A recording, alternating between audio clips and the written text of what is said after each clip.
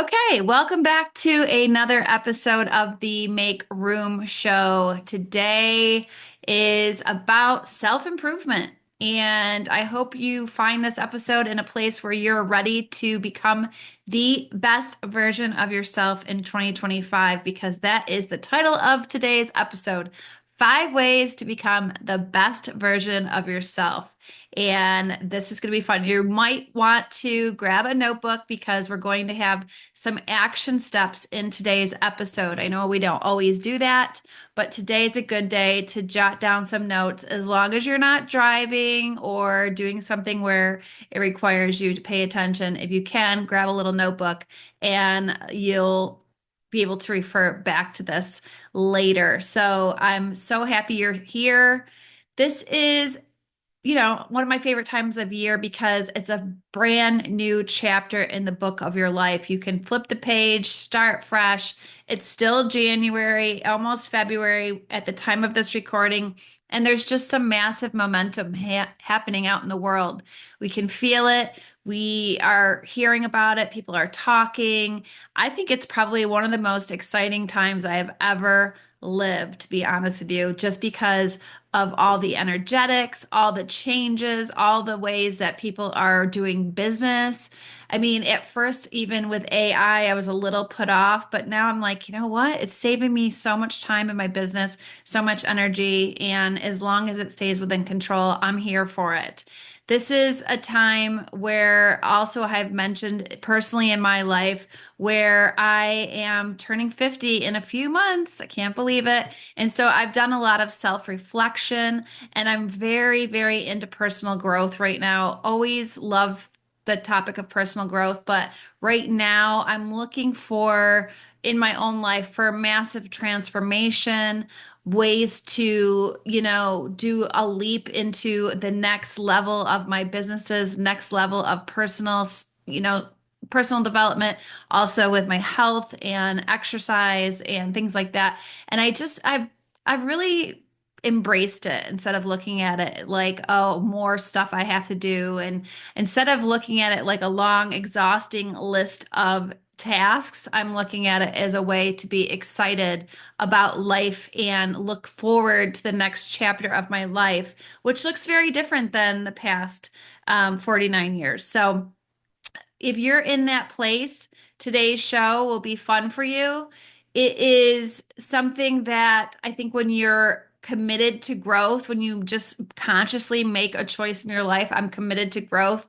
I have these new things that I'm aspiring to, you will see a big shift in your life. Not overnight, of course, but really all the little things will add up. And all of a sudden, one day you'll wake up and you're like, man, a lot has changed in me. A lot has changed in my life. A lot has changed in my personality, in my business, things like that. And if you start to see that, it's just going to push you more and more to keep doing what the new steps that you're taking, right? The new habits you're creating. So, this episode is going to give you practical strategies to step into the best version of yourself so that you can thrive in your productivity, your health, your mindset, your relationships, and just your overall success. So, let's talk about this. Number one, when it comes to there's going to be five ways to become the best version of yourself. Number one is own your story. Own your story, right? Why does this matter? Because too often people stay stuck in their past. They're either replaying their mistakes over and over, they're thinking about that the way this person wronged them, or they're living in regret, wishing I would have done that, wish I would have said that, wish when I was 23 I would have moved here or moved there. I've heard my clients talk about this and they'll stay stuck on that one mistake or that one choice they made and then they end up carrying it with them the rest of their life. And if you think about it, we have to change we have to change that record that keeps playing in our head. If we look at our mistakes from the past of like, oh my gosh, why did I do that? I wish I hadn't done that. Then it's basically like putting big bricks in the backpack that you're carrying around your back every day in life. It's going to start to weigh down. You start to feel heavy, right? It's like mental clutter. I talk about it all the time on the show. Clutter comes in all shapes and sizes. that kind of stuff, like regrets from the past, becomes mental clutter. It becomes an energy drain, and you're carrying it around for no reason. There's nothing you can do about the past. It's over, it's done, it's not happening again. So let's look at the back part of our life, the past. Let's look at maybe possible mistakes we made as ways to grow, ways to like look at it and say, guess what? This has shaped who I am today, right? Every single experience, whether it be good or bad, has shaped who you are today. And so shifting from a victim mindset to an empowered mindset, instead of asking, why did this happen to me? Or why did I make that choice? Ask, what did it teach me? Because every single choice has a consequence, and every single consequence has some sort of lesson to be learned in it. And that is the coolest part. So don't look at your failures as things that are negative. Look at them as positive. I've been there, done that. I learned my lesson. I'm not doing that again. If you hadn't gone through that situation and learned that mistake, you wouldn't know not to make that mistake in the future. So it's like, okay, cool. I did it. Let's cross it off the list. Now, sometimes we just keep making the same mistakes over and over and over because we're not aware that it's a mistake for our life, right? So that's why sometimes you have to do it two, three, four, 5 times before it really sticks in your brain and makes it so that you aren't going to revisit that same mistake again. So the best version of you isn't about erasing your past, it's about using it as fuel for growth in the future. We need to start getting our minds to live in the future and to actually imagine the best case scenario in the future. If you listen to my last previous episode of the Make Room Show, it was talking about the art of allowing. Such a cool concept that I've implanted into my own life and I've really focused on this year. And it's changed the way I think. Every time I find myself, and you can go back and listen to this where I get really deep into it. But really, every time I might imagine the worst case scenario, I've trained my brain to realize, hey, this is a mistake. Don't do that. That isn't who you are anymore. And then I start to imagine the best case scenario because I realized, and I said that in the previous episode, but I'll touch on it right now if you're listening. Why in the world, if I'm spending energy and time imagining the worst possible scenario, right? Which our brain likes to go to because it's protecting us, right? There's that fight or flight in there trying to protect us. But why not teach our brain to just imagine the best case scenario, to constantly think the best version is going to happen. The best story is going to be told after this. The best outcome is going to happen to me. They put my energy and time into that, and it's really life changing. So, back to this, I want you to reframe your story. See how your past is a stepping stone, not a roadblock. And there is those little common limiting beliefs. Like when I was telling myself that I was like kind of like preparing myself for the worst case scenario, I would catch myself and I'd flip the script. So think about when you think things like I'm not good enough because of X, or I failed before, so I'll fail again. When you start to think those limiting beliefs, think of like a bell going off in your brain. It's like, ding, nope, that's my sign. That's my chance to reframe the story.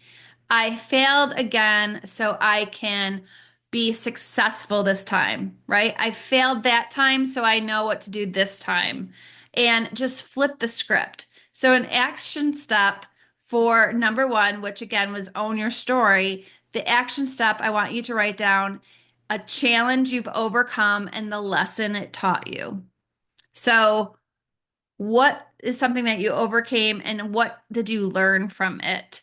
If you could reframe that challenge as a strength, how would you describe it? So, I want you to write that down. That's number one for own your story. Write down a challenge you've overcome and the lesson it taught you. The second way that you can become the best version of yourself is to set boundaries and honor them.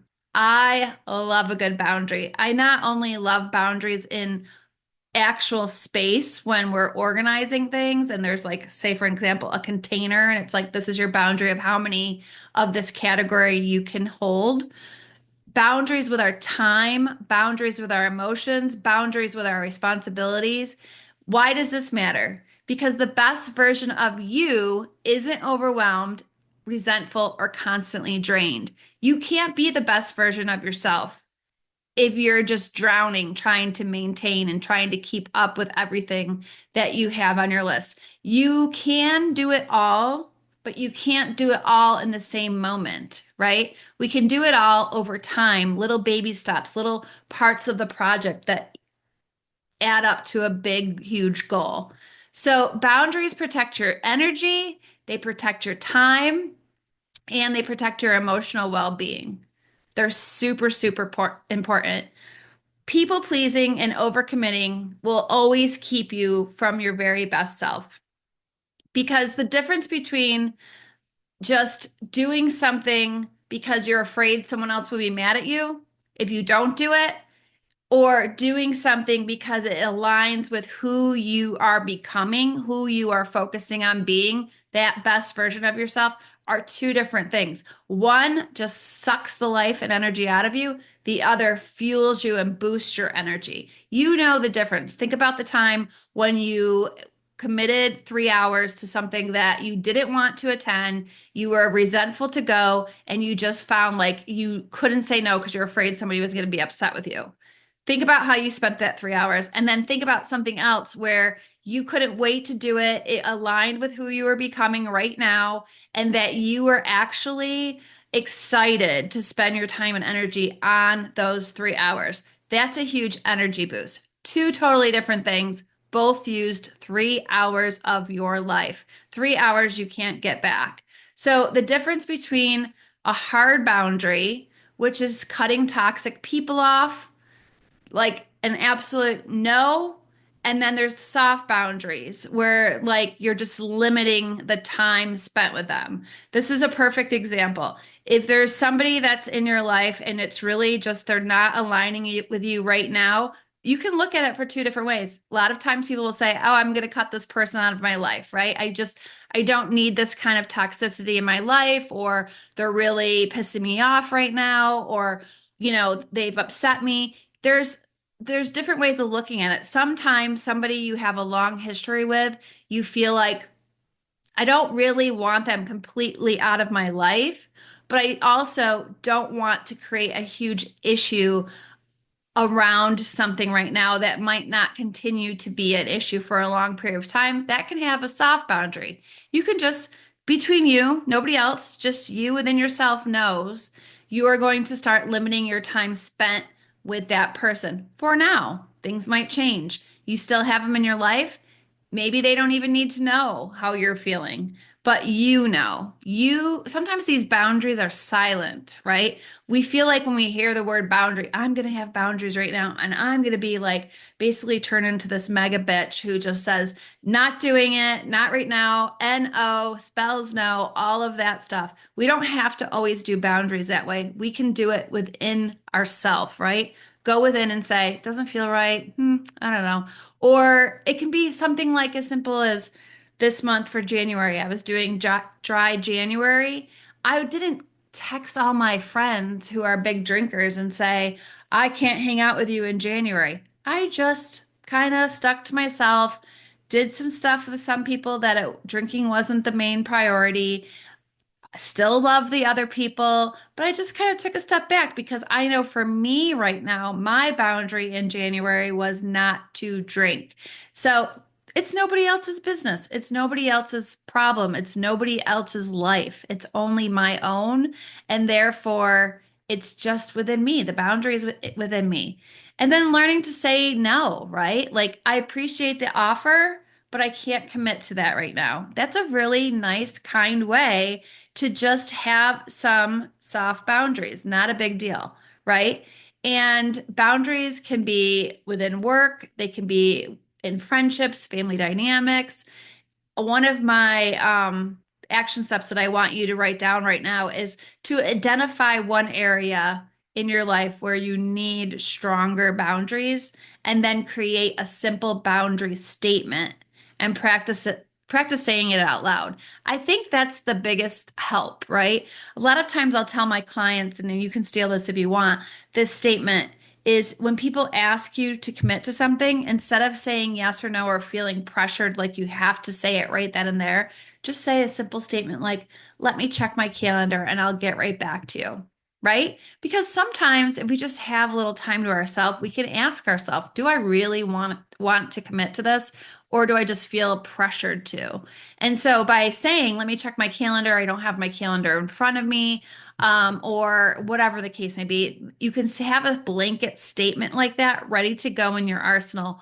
Pull it out when you need it, and then you don't feel pressured. And then it's not like you're looking at their face and you feel like you have to say yes right then and there. And then you go home and you're like, oh, why did I commit to this? I do not want to do it. So write down your simple boundary statement and practice saying it out loud. Okay, number 3 is take bold, aligned action. Why does this matter? You can't think your way into growth. You can't. You have to practice growing. So you can think, okay, maybe I want to start, getting in better shape this year. That's a way you're going to improve and become the best version of yourself. It releases stress. You want your muscles toned. You want to release endorphins. We know all the benefits. But to just think about working out or doing some sort of exercise on a weekly basis isn't going to transform you, right? We know this. We have to take action. Sometimes we're so afraid of taking the action because we feel like it has to be this big giant move, right? It has to be like big action. It has to be like action that we're seeing everybody else on social media do, because remember, we're looking at the highlight reel. So we have to go big or go home, right? It's not the case. It's all a lie. Small actions build into big actions. Small actions become habits. And the biggest part about this, and the coolest thing about it, is that small action starts to build trust within yourself, right? Even if you showed up and worked out for 5 minutes a day, your brain starts to tell itself, I am a person that works out every day. I'm a person that is in shape. I am healthy. I exercise. I'm toned. Oh my gosh. Then you look in the mirror. Your brain starts to tell you, look at those muscles forming in your arms. Look at your butt starting to lift a little bit. Your stomach's going down. Even with 5 minutes a day, your brain will still pick up on that little baby action, and it will take you to where you want it to go. But because we think we need a big action, a lot of times it prevents us from even starting to begin with. So the best version of yourself is someone who takes intentional, aligned action, even when they don't feel like it, even when your brain's trying to keep everything cozy and comfy for you and saying, you don't need to work out. It's going to be too hard. Oh my God, I got to go put my workout clothes on and my sneakers. And then I have to like get in the car and go to the gym, or I have to walk downstairs to the basement or wherever you work out. Ugh, it's so much work. No, even when it's uncomfortable and even when you don't feel like it, just taking that tiny bit of action is what you need to do. If you can't do that, you'll never get to the other side. So why even wait? Feeling ready is a complete and utter myth. Confidence comes from doing, not waiting. You will never build trust in yourself. You'll never become more confident in the doing if you wait around for the perfect time when you feel like it. It's never going to happen. You have to jump in both feet.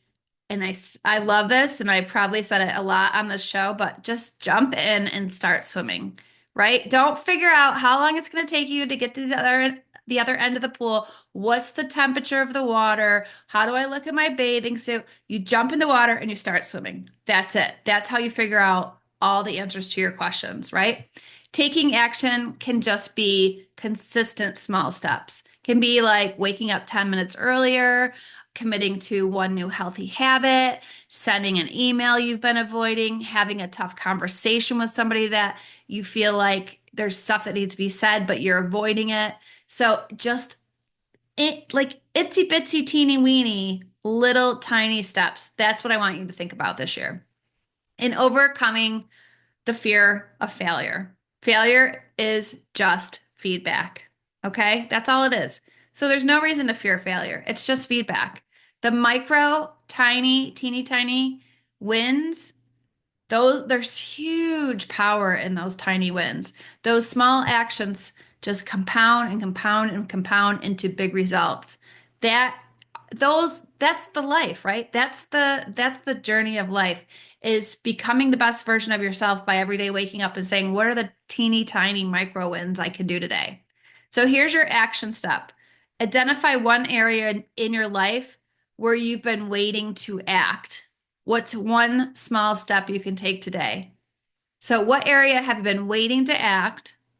Right? It can be business, personal, relationships, clearing clutter out of a room in your home, creating the right schedule, starting a business, starting a book, starting a podcast, becoming a better parent. I don't know whatever, it doesn't matter. What's one small step you can take today and then commit right now that you will do that within the next 24 hours? Because I'm telling you, I promise you, if you were to do that step within 24 hours, you're going to feel a momentum. You're going to be like, wait, this makes me feel like I'm not just a person that wishes and hopes about something changing. I'm not just a person that talks about things changing. I'm a person that takes action, which is huge, right?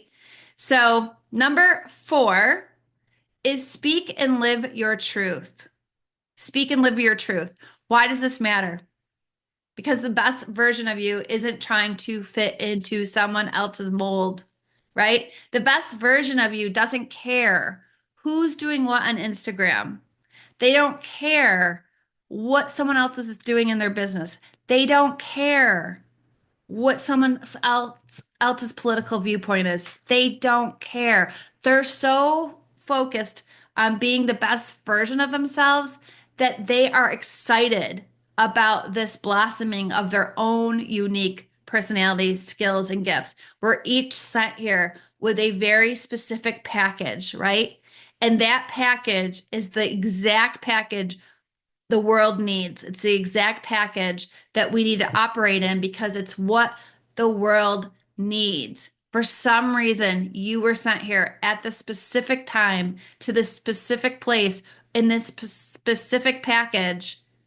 And that, if you can figure that out, that's where your gifts and your purpose lie always. That is where the best version of yourself lives. Okay? So don't try to fit into someone else's mold. Who cares? It's like Mel Robbins is preaching all over the place right now. Let them. Let them do them, right? Let them be them. Let them act like them. We don't care. We're worried about us.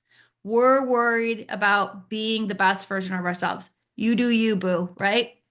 So owning your truth leads to deeper connections and more opportunities and self-respect. Not only are you going to feel great because you know you're being authentic, you'll never, like we talked about in the beginning of the show about regrets, you'll never look back on your life and be like, oh, I wish I would have been more of me, more of myself, because you're living it every single day. You'll have more opportunities because that authentic part of you, that package is going to be a magnet, and you're going to have deeper connections because you're not living behind a facade. People will see through that anyways. So we often just shrink ourselves because we're fearful of rejection, judgment, or not wanting to, quote, rock the boat. We don't need to shrink ourselves. We need to live boldly. We need to be unapologetic about our goals and dreams. And if that rubs somebody the wrong way, that's a them issue, not a you issue, right? That has nothing to do with you. So be unapologetic about your goals and dreams. Learn to express your needs. How many times have you expected people to just guess, just magically know what you need? It doesn't work that way, my dear. It doesn't. You have to say what you want, say what you need, and say where you stand. Okay? Nobody's going to be able to guess that for you. It's just basic confidence and communication. You're you. You're not here to hurt anybody. You're just here to live your truth, and you're here to do it in love, and that's it. And it's not going to be for everybody. It just won't. So your action step for number 4 is think of one area where you've been holding back. It could be relationships, business, personal growth, and commit to speaking your truth in a small way this week.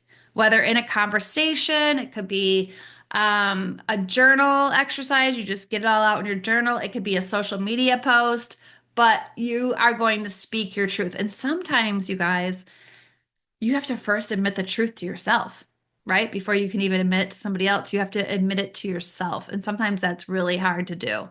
So that's your number 4 action step. And number 5, the final way you can become the best version of yourself is to, this is so important, cultivate an unshakable mindset. Wow. We all know we've been hearing so much about the mind. I feel like scientists, even spiritual teachers, everybody's talking about the mind more than ever. It's because our mind is dictating our life, right? Our mind is creating our reality. We're all living different realities at the same time because we all live in our own minds. Like, I don't know what your mind's saying right now. I only know what my mind is saying. I will never be able to live in a different reality because we can only go as far as our mind will allow. Your thoughts are shaping your reality. Your best self operates from a place of possibility, not limitation. So if you can't believe it in your brain, it's not going to happen in your life. We have to first believe it within ourselves. And that takes work, right? Without a strong mindset, even the best strategies won't work. We have to start looking at, just like I was saying earlier, what you could do if you wanted to build stronger muscles and get in shape. You have to spend time and energy on your body. And if you want to be the best version of yourself and live from a place of huge, immense possibility and not small limitations, then you have to strengthen your mind and how it works because our brains kind of get on autopilot and we have to stop them. We have to say, no, we're doing this now. Just like I talked about with the best case versus the worst case scenario. So, how do you recognize a limiting belief and then replace it with a more empowering one? If you feel like every time you decide you want to become more organized, or get better at productivity and your brain says, nope, I grew up, in my parents' home, they were hoarders and I never was taught how to do this. I don't know how to organize. I'm just always going to live in a cluttered chaos, or what do the people tell me this is? Organized chaos. Yeah. I'm going to live in organized chaos. No, you shift that mind and you're like, I am now becoming an organized person. I put things back where they belong. I don't leave things out of their home. I only keep things I love or use. That's how you talk to yourself when you want to become an organized person. So, the limiting belief, you recognize it, that ding goes off like that bell in your brain, and then you have a one to replace it with. And really, what will help you the most with this is just gratitude. Gratitude will shift your focus from lack to abundance. So if you can just be happy, like, okay, today I only worked out for 5 minutes, your brain can immediately go, well, what is that going to do? That really didn't do anything. Instead, we say, I showed up for myself today. Huge, huge win. I showed up for myself today. I'm becoming a disciplined person who works out. Or if you did one, small section of organizing your closet today, instead of looking at the rest of the closet and saying, oh, that looks great, but look at the rest of the mess. There's so much to do. You say, look at that looks amazing. Eventually the entire closet, the entire space will look that amazing. Great job. That's how you do it. So, daily habits that strengthen your mindset usually are small actions, affirmations, um, visualizing, just sitting and visualizing or meditating on what is your future perfect life. And then surrounding yourself with people who inspire you and challenge you and have boundaries with the ones that don't.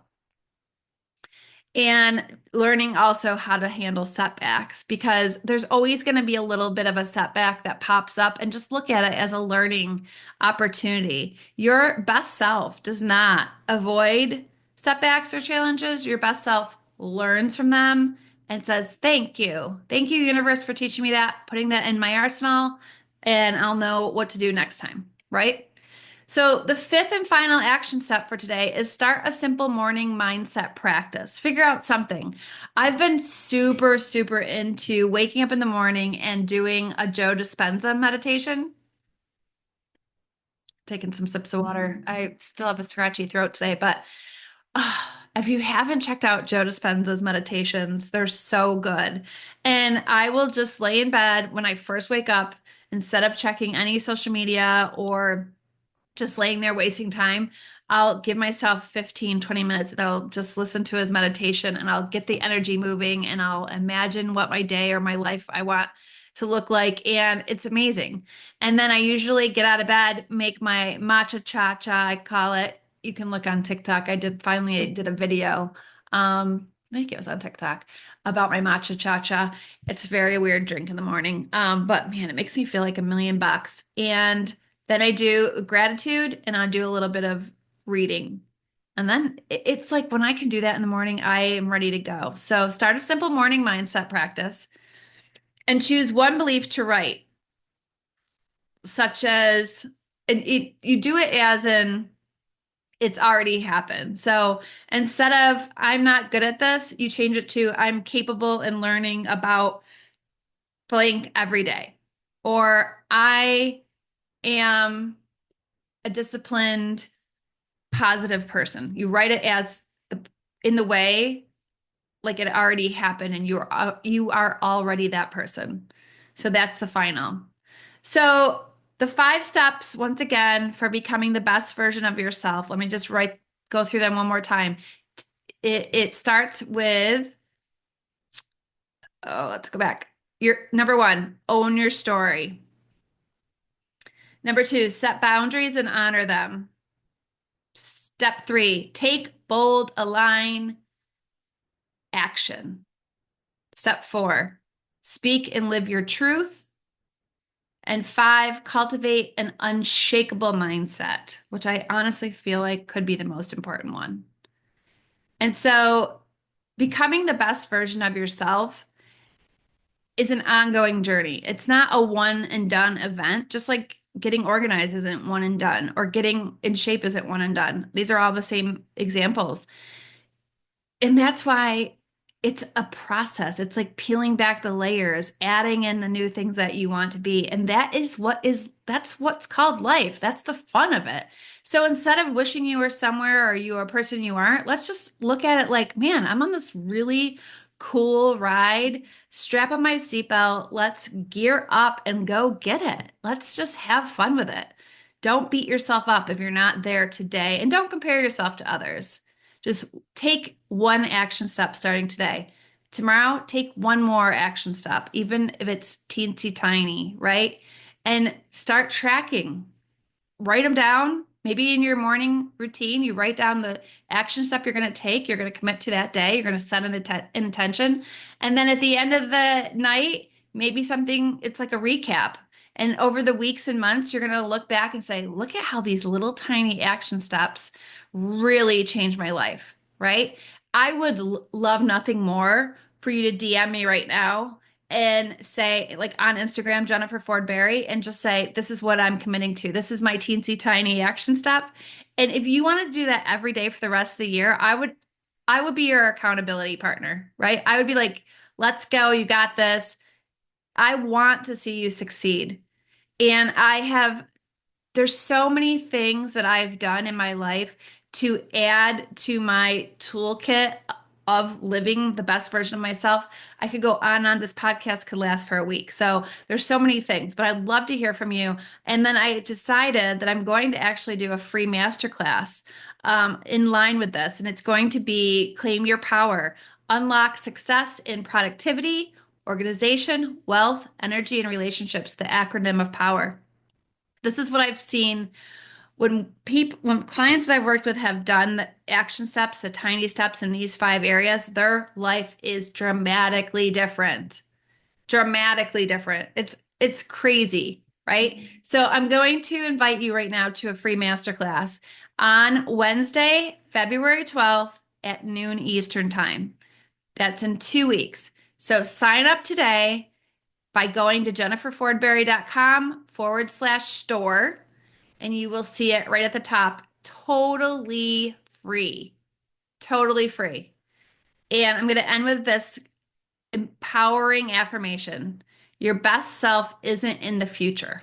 It starts with the choices you make today. We're not going to say, oh, when I retire, that's my best life. Or when I graduate college, that's my best life. Or someday when I'm a mom or I get married. Stop living in the, like, stop living there. You have to live right now, because if you live right now, that future will take care of itself. It'll be magnificent. It'll be beautiful. It'll be perfect for you. Start becoming the person you are now. Start being the person that you can be today. And along those lines, and I wasn't even planning on mentioning this, but if you are in the central or western New York area, you can also go sign up for the new community of women that we're launching on February 27th in Clarence, New York. It's called the Polished Society. That's also on my Instagram. It's going to be a live event. So there's 2 opportunities right there: a free masterclass, jenniferfordberry.com/store, or go to the Instagram and you'll see the Polish Society, which is a whole different cool, amazing opportunity. So thank you so much. If you love this episode, I really, truly appreciate a share and a subscribe and a review, or one of them. As you know, if you've listened to me for the last year, I did lose all of my old reviews when I rebranded the show from the 29-Minute Mom to the Make Room Show. So I'd appreciate it. You can check out my website for coaching, courses, and more. The books, everything's on there. Thank you. I love you all so much. Thank you, Instagram Live. This is fun. I usually don't record the podcast with IG Live, but it's kind of cool. So I will see you again next week. Mwah!